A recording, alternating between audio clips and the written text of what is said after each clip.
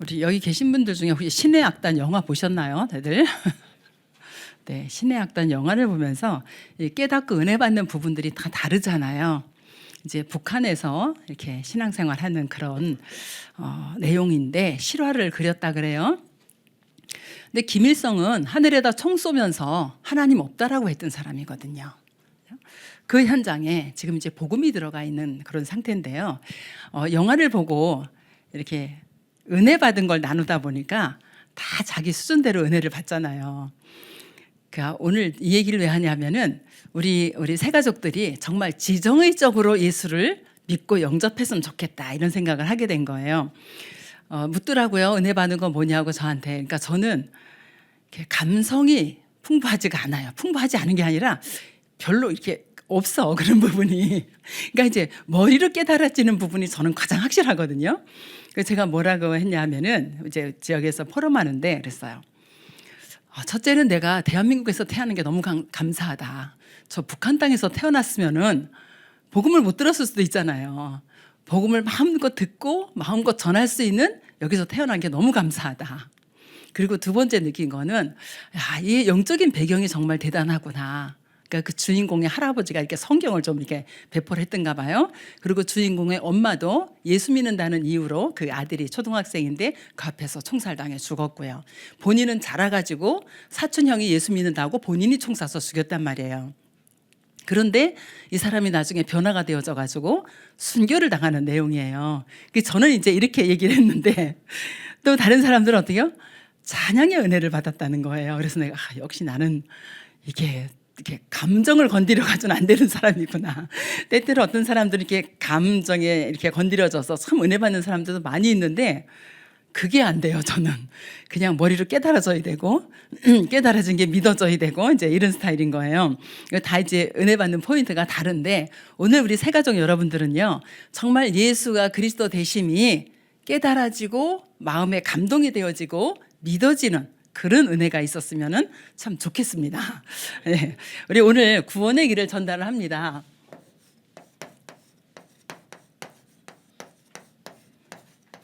구원하면은 어딘가 내가 빠져 있던 곳에서 건짐을 받은 거잖아요. 그럼 내가 어디에 빠져 있었는지 이 부분을 좀 생각을 해보셔야 됩니다. 내가 빠져 있는 그 함정이 어딘지, 그럼 난 거기서 왜 구원을 받아야 되는지, 어떻게 구원을 받아야 되는지, 이게 오늘 이제 내용이에요. 그러니까 저는 오랫동안 교회를 다니다가 성경을 읽는 중에 요한복음 5장 42절 말씀에 예수가 그리스도라고 가르치고 예수가 그리스도라고 전도했다 그러는데 이 부분에 이제 예수 그리스도가 아니고 왜 예수가 그리스도지? 요 가짜 하나가 이 가운데 가가 이게 도대체 이해가 안 됐던 거예요. 왜 예수가 그리스도일까? 그냥 예수 그리스도 하면 되는데 그때 이제 기도를 했어요. 하나님 앞에. 하나님 왜 예수가 그리스도입니까? 왜 예수를 그리스도라고 가르쳐야 됩니까? 왜 예수는 그리스도입니까? 이 질문을 한 달 정도 했어요. 그리고 있다가 이제 구원의 길을 듣게 되어졌습니다.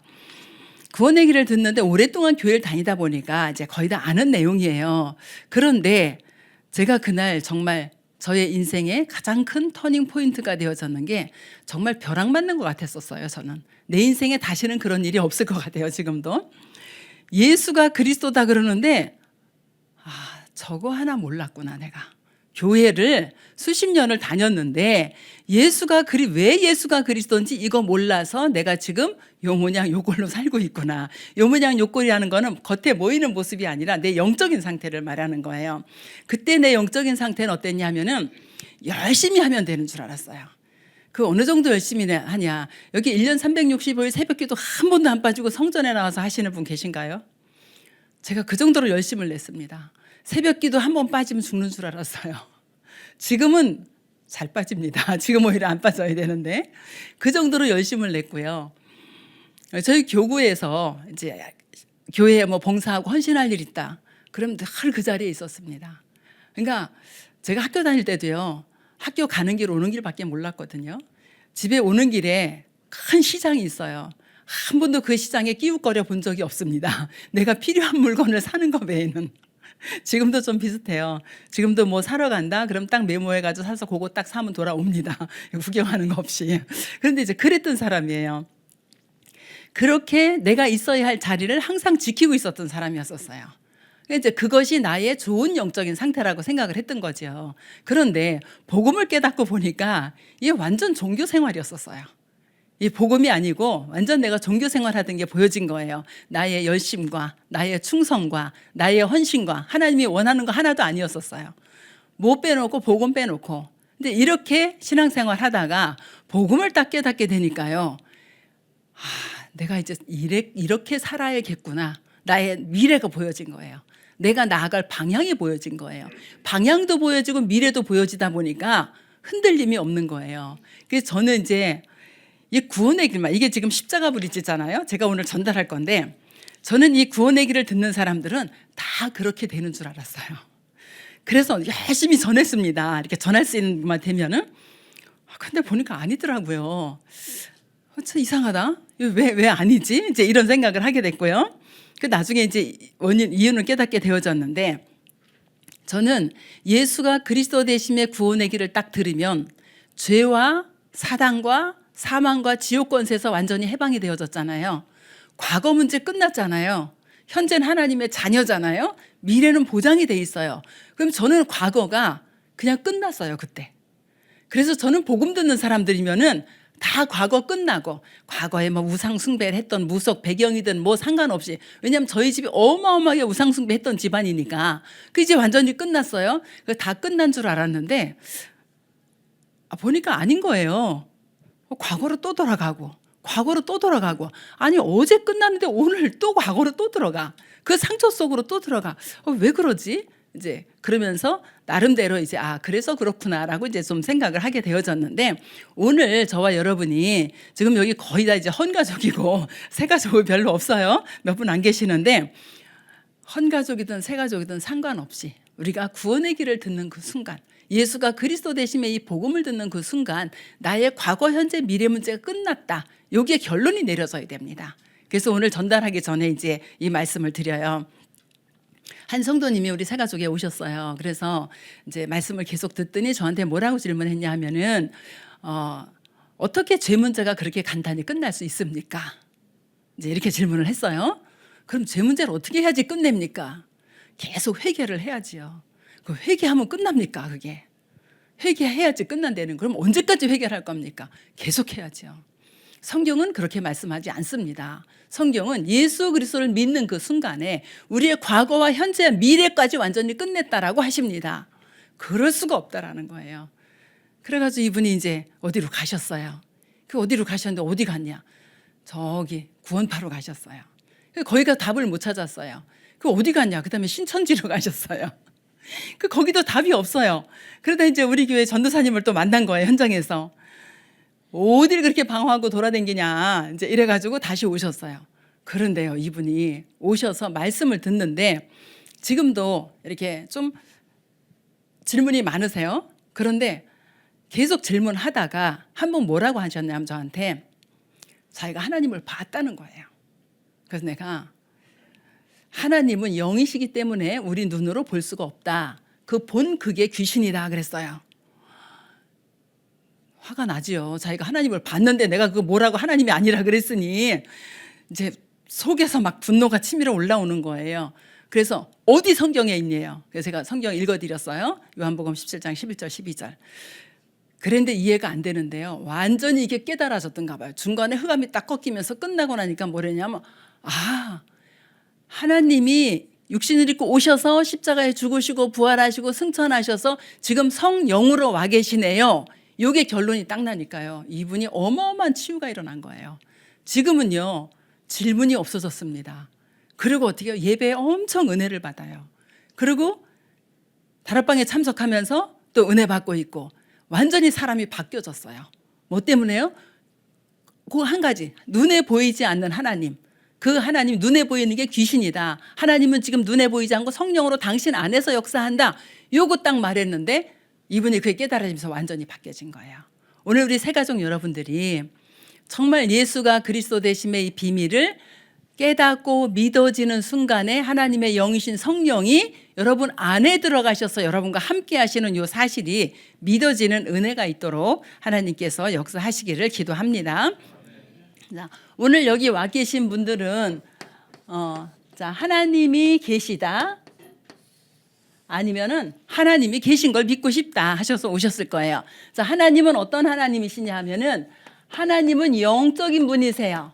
그래서 인간의 눈으로는 볼 수가 없습니다. 이 하나님은 어떤 분이냐? 모든 우주 만물을 창조하신 창조주 하나님이세요. 모든 우주 만물의 주인이세요. 하나님은. 이 하나님이 모든 우주 만물을 창조하고 그 창조한 피조 세계를 다스릴 수 있도록 누구를요? 사람을 창조하셨어요.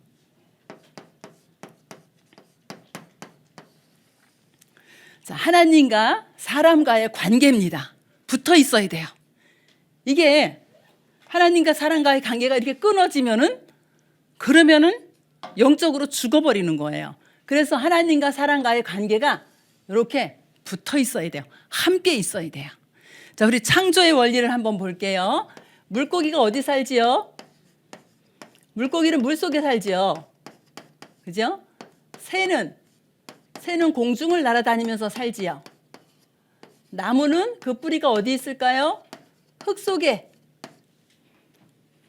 이게 창조의 원리예요. 창조의 원리가 깨지면 어떻게 되죠? 그러면 들어오는 것이 죽음입니다. 자, 물고기가 물 떠나면 죽지요. 공중에 날아다니는 새를 모래 속에 집어넣으면 죽겠지요. 나무 뿌리를 뽑았어요. 그러면 어떻게 해요? 말라 죽겠죠. 그죠? 창조의 원리가 깨지면은 죽음이 들어와요. 하나님과 사람과의 관계도 이 관계가 끊어지면 죽음이 들어옵니다. 그래서 하나님이 사람을 창조하셨는데 어떻게 창조하셨는가 하면은 창세기 1장 27절을 보면은 하나님이 자기 형상 곧 하나님의 형상대로 사람을 창조하시고 하나님의 어떤 모습대로 창조한 것이 아니라 하나님의 영이 사람과 함께 있는 존재로 창조를 하셨어요. 그리고 축복하셨는데 어느 정도 축복하셨냐? 창세기 1장 28절에 생육 번성 충만하고 정복하고 다스릴 수 있도록 뭐를요? 하나님이 창조한 모든 피조 세계를 다스릴 수 있도록 이 축복을 누구에게 줬냐? 첫사람 아담 하와에게 이 축복을 줬어요. 이 아담과 하와는 누구죠? 인간의 대표입니다. 그죠? 인간의 대표에게 이 축복을 줬어요. 그런데 하나님이 한 가지 약속을 하십니다. 하나님과 인간과의 관계 언약이에요. 어떤 약속을 하셨는가 하면은 창세기 2장 17절에 선악을 알게 하는 나무의 열매는 먹지 말라 이 선악과 언약을 주셨어요. 이게 뭐냐? 하나님과 나와의 관계 언약이에요. 그러면 먹으면 죽을 선악과를 왜 만드셨을까요? 그죠? 안 만들면 되는데 선악과를 만들었어요? 이 선악과를 만드는 이유가 있습니다. 하나님이 영이시고 우리 인간도 영적인 존재, 영혼을 가지고 있죠. 그런데 영적인 존재가 하나 더 있는데 누구냐 하면은 하나님의 심부름하는 천사예요. 히브리서 1장 14절 보니까 믿는 자를 도우라고 보내는 천사예요. 천사도 영적인 존재라 눈에 안 보입니다. 그런데 이 천사가 타락을 했어요. 어떻게 타락을 했냐? 내가 하나님의 심부름을 할 것이 아니라 내가 하나님이 돼야겠다. 이렇게 교만한 마음을 딱 품었습니다. 이때에 에스겔서에 보면은 비유로 이렇게 설명을 하십니다. 이때에 어떻게 했냐면 공중으로 내어 쫓아버렸어요. 누구를요? 이 타락한 천사를. 그 공중으로 내어 쫓았더니 공중에서 뭐 하고 있냐? 공중에서 권세를 잡고 있어요. 자, 이 천사는 능력이 많이 있습니다. 하나님의 심부름하는 존재이기 때문에 그 능력을 그대로 가지고 공중으로 쫓겨나서 누구를 괴롭히냐? 사람을 괴롭혀요. 어떻게 해요? 죽이고 멸망시킵니다. 요한복음 10장 10절에 보니까 도적같이 와서 죽이고 멸망시킨대요. 자, 공중의 권세를 잡고 도적같이 와서 인간을 멸망시키는 이 존재가 누구냐? 옛뱀, 곧 마귀라고도 하고 사탄이라고도 하는 자다. 계시록 12장 9절 보니까 현장에서 복음을 전하다 보면은요, 요즘 시대에 귀신이 어디 있어요? 이런 분들 상당히 많이 있습니다. 혹시 우리 새가족 여러분도 그렇게 생각하시나요? 요즘 시대에 귀신이 어디 있나 이렇게 생각하실까요? 이런 분에게 제가 혹시 제사 지내십니까? 그럼 제사 지낸대요. 제사 왜 지내십니까? 그랬더니 조상 귀신한테 제사 지낸대요. 아니 방금 귀신 없다 해놓고 조상이 죽어서 귀신 된 게 아니고, 우리 새가족들 잘 기억하셔야 돼요. 조상이 귀신 된 게 아니고 이 사단마귀 귀신은 언제 있었던 존재라고요? 이 타락한 천사. 창세기 1장 2절에 지난주 우리 강단에서 목사님 말씀하셨죠. 혼돈과 공허와 흑암 세력, 이것이 언제 있었냐? 인간 창조 이전부터 있었어요. 그래서 누구를 괴롭혀요? 인간을 괴롭힐 줄 알고 하나님이 뭐를 주셨어요? 언약을 주셨습니다. 이 언약만 가지고 있으면 어디에서 살아요? 에덴 동산에서 영원한 축복을 누리고 살 수 있는 그런 축복이었었어요. 그런데 이 존재가 찾아왔어요. 이 옛뱀이 누구에게 찾아왔을까요? 하와에게 딱 찾아와서 하나님이 동산에 있는 모든 나무의 실과를 먹지 말라 하시더냐 했더니, 아니 그게 아니고 선악과만 먹지 말라 그랬어. 이렇게 해야 되잖아요. 선악과 먹으면 반드시 죽어 그래야 되는데, 그게 아니라 선악과만 먹지 말라고 했는데 선악과 먹으면 우리가 죽을지도 몰라 이렇게 말합니다. 그 죽을지도 몰라 이 소리에 사단이 바로 공격해요. 아니야 네가 선악과 먹으면 네가 하나님처럼 돼. 누가요? 이 타락한 천사가 하나님처럼 되려고 그러다 공중으로 쫓겨났는데 네가 하나님처럼 돼 하니까요, 하와가 성경의 기록을 보면은요, 선악과를 본즉 먹음직하고 보암직하고 지혜롭게 할 만큼 탐스럽기도 한 나무인지라 자기가 따서 먹고 아담에게도 줬어요. 그 아담도 먹었어요. 그죠? 우리가 사람 말 잘 들으셔야 됩니다. 사람 말 잘 들어야지, 사람 말 잘 못 들으면은요, 사기당하는 사람 왜 사기당해요? 사람 말 잘 못 듣고 넘어가서 당합니다. 사람의 말을 잘 들어야 돼요. 그런데 하나님의 말씀은요, 하물며 사람의 말도 그런데 선악과 먹지 말라 그러는데 하와 찾아와서 속이고 하와가 아담에게 선악과를 주고 하나님의 말씀에 불순종하는 죄를 범했습니다. 누가 찾아왔다고요? 요한복음 8장 44절에 보니까 너희 아비 마귀 사단이 찾아와서 선악과를 따먹도록 속였어요. 그래서 하나님의 말씀에 불순종하는 죄를 범했습니다. 이 죄는 살인하고 도적질한 죄가 아니에요. 어떤 죄예요? 하나님의 말씀에 불순종해서 하나님의 영광에 이르지 못할 죄. 모든 사람이 죄를 범하였음에 하나님의 영광에 이르지 못하더라. 그 결과 창세기 3장 1절로 6절에 하나님을 데우스 약자로 이렇게 썼어요. 하나님을 떠나버렸어요. 성경 로마서 5장 12절에 보면은 한 사람의 죄가 모든 사람에게 다 내려왔다 그랬어요. 그래서 아담과 하와가 선악과 따먹고 요 문제가 왔는데 이 문제가 누구에게요? 모든 사람에게 다 내려왔다라는 겁니다. 그래서 요 하나님을 떠난 결과 어떻게 됐어요? 하나님과 인간과의 관계가 완전히 끊어져 버립니다. 하나님께로 갈 수 있는 길이 없어져 버렸어요.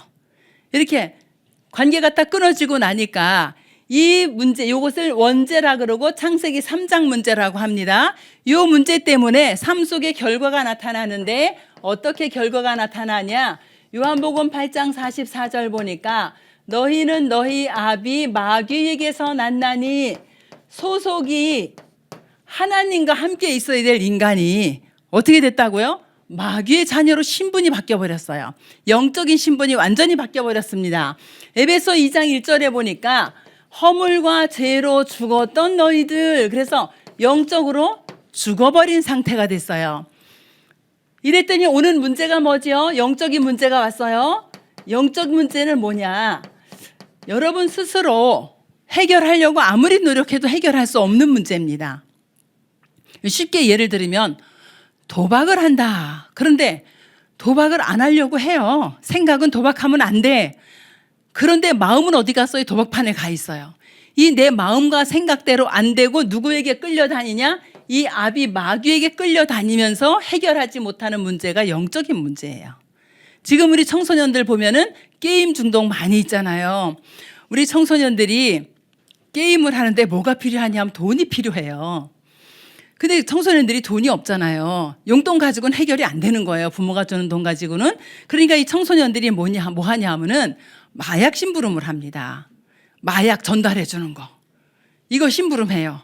돈을 꽤 많이 준답니다. 그러다가 마약 중독돼 버리는 거예요. 게임 중독을 넘어서 이제 마약 중독에까지 빠져버리는 이런 상태가 되어집니다. 요거를 가지고 영적인 문제다, 이렇게 말합니다.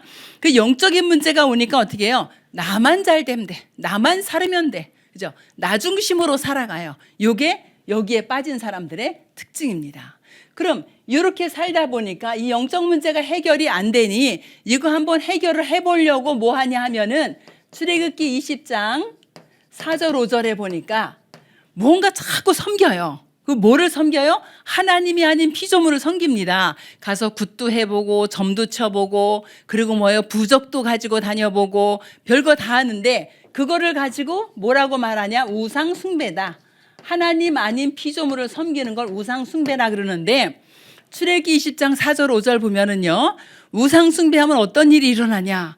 자녀 3, 4대까지 망한대요. 하늘에 있는 것, 땅에 있는 것, 땅 아래 물속에 있는 것에 그 어느 것에 형상을 섬기지도 말고 절하지도 말아라 그러는데 계속 이거 하니까 자녀 3, 4대까지 저주받는 상태가 돼버리는 거예요.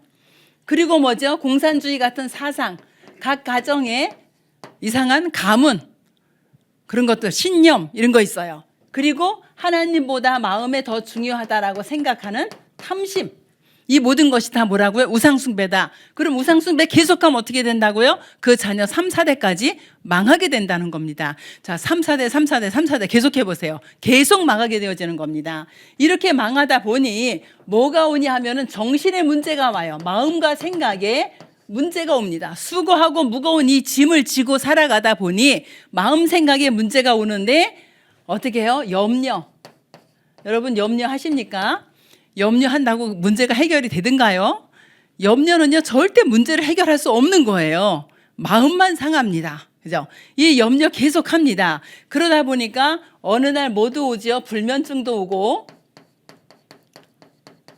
뭐도 와요? 우울증도 오고, 우울증, 조울증, 더 나아가서 뭐죠? 조현병, 정신분열병, 이런 것들이 오게 되어집니다. 해결이 안 돼요. 어떤 방법으로 해결이 안 됩니다. 정신병원에 가면 되죠. 정신병원에 가서 도움을 좀 받아요. 그런데 근본적인 해결이 안 됩니다. 그래서 정신병원에 다니면서도 복음을 들으면 되는데 그렇지 않은 근본 해결이 안 되게 되어지죠. 이렇게 어려움을 계속 겪게 되어져요. 우리가 현장에서도 이렇게 보면 여러분들 직장에서 직원들을 봐도 그럴까요? 너무 이렇게 경쟁심이 많은 사람, 너무 시기심이 많은 사람, 막 질투가 심한 사람, 정신 문제 옵니다. 영적인 문제가 와요. 계속 그렇게 가다 보면은. 그래서 저는 이렇게 아이들이 막 이렇게 시기 질투하는 거 이런 거 보이면은 이렇게 자꾸 스톱 해줍니다. 왜? 계속 가면은요 영적 문제 오게 돼 있어요. 그래서 너무 성공하려고, 이게 창세기 11장이거든요. 성공하려고 바벨탑 쌓아가면서 막 올라갑니다. 올라가는데 어느 날 추락하는 시간표가 있어요. 이때 완전히 정신적으로 문제가 오게 되어지거든요. 정신 문제예요. 여러분 그 좀 옛날에는 표현이 좀 그런데 바보라 그러지요. 이게 지적인 장애 있는 사람들 정신 문제 안 옵니다. 되게 편안해요. 그런데요 뭔가 좀 잘하는 사람들, 뭔가 좀 뛰어난 사람들, 이런 사람들 보면요 오히려 정신 문제가 더 많이 옵니다.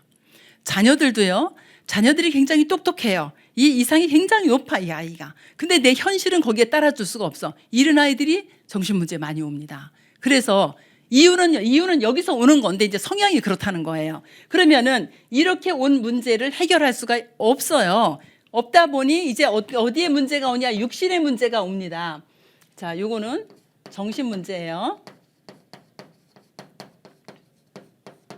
육신의 문제가 오는데 사도행전 3장 1절로 12절과 8장 4절로 8절에 보면은 어떤 문제가 오냐 하면요, 질병이 왔는데 이 질병이 운명에 걸려서 온 질병이에요. 나면서부터. 너무 신기한 건요, 저쪽 그 화성에 어떤 한 동네에 가면은요 그 지역에서 태어나고 자란 이제 60대 우리 권사님이 말씀하시는데 집집마다 장애인이 없는 집이 없대요. 심지어는 본인의 집까지. 너무 신기하지 않아요? 집집마다 다 장애인이 있다는 거예요. 그런데요, 제가 그 동네 갔다 깜짝 놀랐어요. 그러니까 이제 말씀 운동을 하고 있는데 동네에서 스피커 막 들려요. 방송하는 소리가 들려요. 뭔가 했더니 지금 산제사 드리고 내려와서 점심 먹으니까 회관에 와서 점심 먹으러 오라고 나와요. 그래서 내가 아니 지금 도시가 가깝잖아요. 이제 화성이 뭐 옛날 그 시골 살권 동네도 아니고 아니 요즘도 산제사를 드립니까? 그러니까 우리 동네는 드린대요. 그런데 그렇게 우상숭배하는 그 지역에 집집마다 장애인이 다 있는 거예요. 너무 놀랍지 않아요?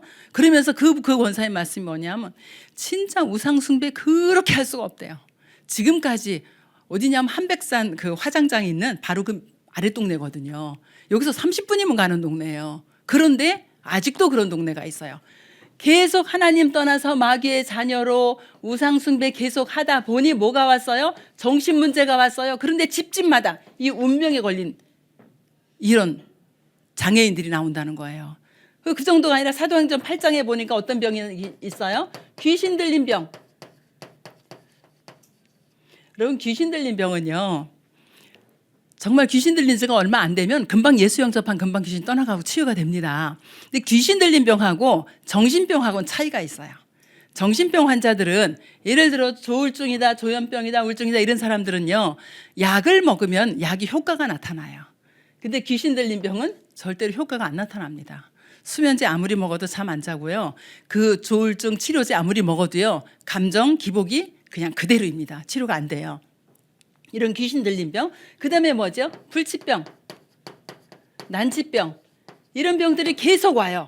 어디에요? 육신에 계속 문제가 오는 겁니다. 육신에 계속 문제가 오니 자 보세요.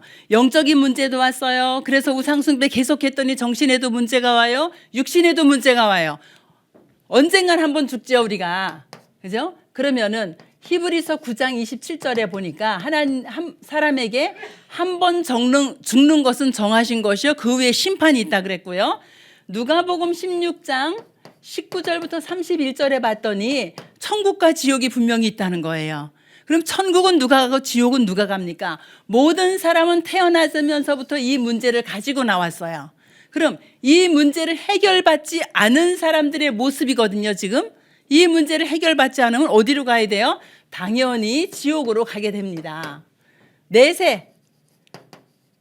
내세가 불안해요. 내세가 지옥이 보장돼 있어요. 그러니 삶 속에서도 지옥 배경으로 살으니까 평안함이 없습니다. 가정에도 불화가 계속되고 부모 자식 간에 부부 간에 계속 직장에 가서도 불화가 계속되고 이 지옥 배경으로 살아가는 거예요. 여기서 끝나지 않고 우리의 후대는 어떻게 되죠?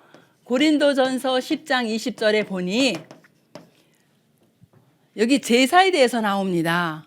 우리 새가족들 중에는 아직 제사 지내시는 분들 계실 수 있어요.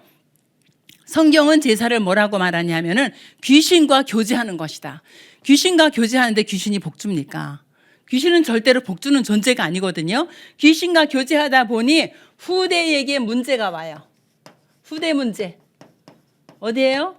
영적인 재앙이 우상숭배 3,4대 하면 우상숭배하면 3, 4대까지 멸망받는다 그랬잖아요. 그 후대에 영적인 재앙이 계속 내려오게 됩니다. 이렇게 살아가요.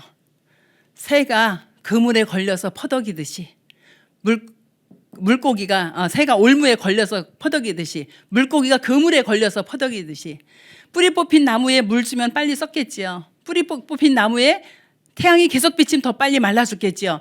이렇게 살아갑니다. 노력하고 열심히 살아가는데 완전히 뭐예요? 사단이 파놓은 이 함정에 빠져서 사단이 짜놓은 틀에 갇혀서 사단이 묶어놓은 올무에 묶여서 이렇게 살아가요. 이거를 가지고 뭐라 그래요? 운명이고 팔자라 그럽니다.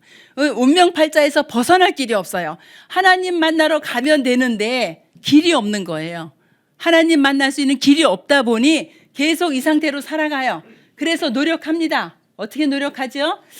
내가 좀 종교 생활을 좀 열심히 해볼까? 이렇게 생각하고 종교 생활을 해봅니다. 근데요, 이 종교는 뭐냐 하면은 귀신을 섬기는 게 종교예요. 그것도 어떻게 귀신이 두려워서 섬기는 게 종교거든요. 그래서 사도행전 4장 12절에 천하 인간 중에는 구원을 받을 만한 이름이 없다 그러는데 부처 섬기고 마음에 섬기고 이렇게 귀신 섬깁니다. 하나님께로 갈 수 있는 길이 안 돼요. 조금 더 철학을 연구를 해보고 과학을 연구를 해보면 어떨까. 근데 이 철학은 하나님의 말씀에 뭐 초등학문이라 그래요. 그 초등학문을 가지고 하나님께로 갈 수가 없는 거예요. 그리고 선행을 좀 해볼까? 선행을 했더니 선행은 헤어진 옷조가리 같대요. 선행이 나쁜 게 아니라 이 상태에 있는 선행은 선행이 아니고 하나님께로 갈 수 없다라는 겁니다. 그래서 하나님께로 갈 수 있는 길이 도저히 없기 때문에 하나님이 약속을 하셨어요. 어떤 약속을 하셨냐? 내가 구원하겠다. 구원의 약속을 주셨어요. 창세기 3장 15절에 보니까 여자의 후손이 오셔서 누구를요? 이 뱀의 머리, 옛뱀, 사탄 마귀, 이 사단의 권세를 꺾어버리겠다. 그럼 여자의 후손은 조건이 있어요. 여기 계신 여러분은, 모든 인류는 이 아담의 씨를 받아가지고 나온 남자의 후손입니다. 저도 그렇고요. 그럼 여자의 후손은 뭐냐? 여자의 후손 오셔서 이 사단의 권세를 꺾을 수 있어야 되고, 죄 문제 해결할 수 있어야 되고, 하나님 떠난 지옥 문제를 해결할 수 있는 분이 여자의 후손이에요. 그럼 이 문제를 해결할 수 있는 분은 누구밖에 없다? 하나님밖에 없어요. 하나님이 직접 처녀의 몸을 빌어서 오시는 분이 여자의 후손입니다. 이 여자의 후손이 오셔서 어떤 방법으로 우리의 죄 문제를 해결하냐? 희생되시겠다. 희생 제물이 되시겠다. 이건 뭐죠? 죄 없으신 여자의 후손이 오셔서 우리의 죄 때문에 죄 문제 해결하시려고 피 흘려 죽으시겠다. 이렇게 약속을 하신 겁니다. 이사야서 7장 14절 보니까 이 여자의 후손이 어떻게 오셔요? 동정녀, 남자를 보지 않은 처녀의 몸을 빌려서 오시는데 우리와 함께 하시려고 오셨다. 임마누엘. 임마누엘은 하나님이 우리와 함께 하신다. 이렇게 약속을 하셨어요. 어디에서 이것을 이루어 가시냐? 이사야 53장 5절에 십자가에서. 이렇게 약속을 하신 이 하나님이 오셨습니다. 어디로 오셨어요? 이 땅에 오셨어요. 영이신 하나님이, 영이라서 눈에 보이지 않는 이 하나님이 눈에 보이도록 우리 사람의 몸을 입고 오셨어요. 왜? 사람을 구원하시려고. 요한복음 1장 14절 보니까 말씀이신 하나님이 육신을 입고 오셨다. 그래서 성육신하셨다. 왜 오셨는가 하면은 요한복음 5장 24절에 보니까 나 보내신 이를 믿는 자는 여기 심판에 이르지 아니하고 영원한 생명을 주시겠다라고 하셨어요.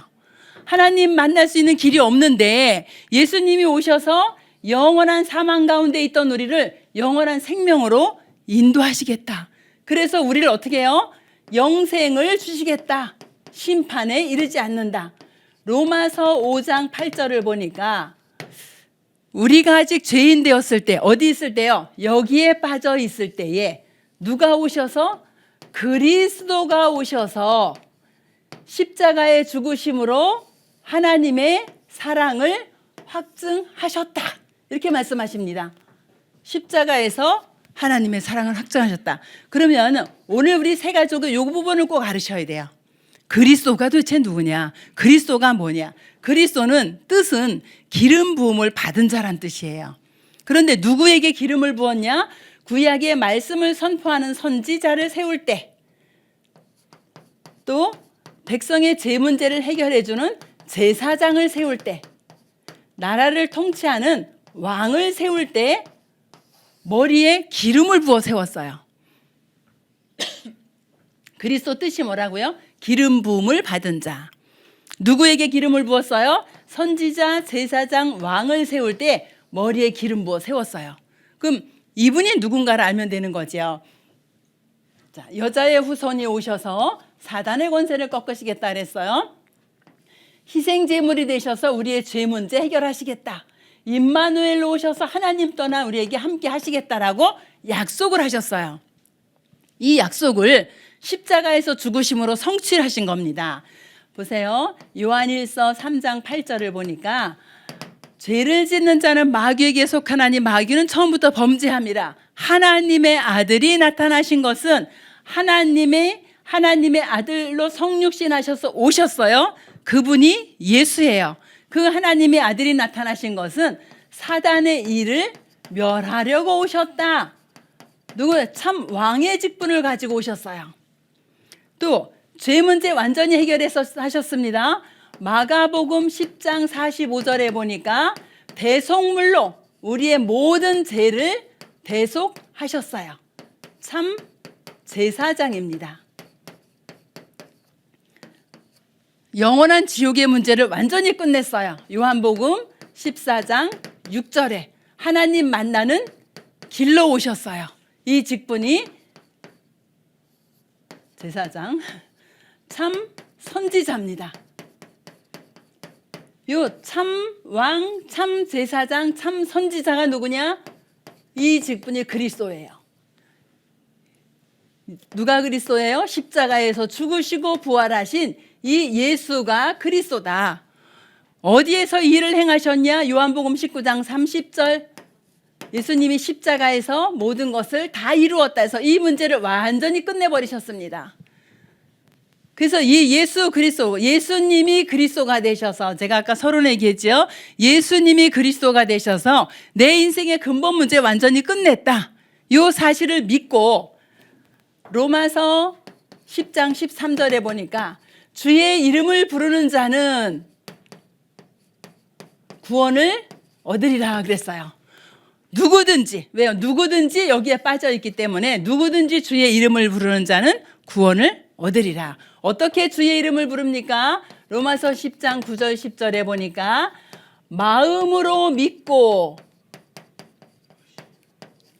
입으로 시인하면 구원을 얻는다 그랬어요.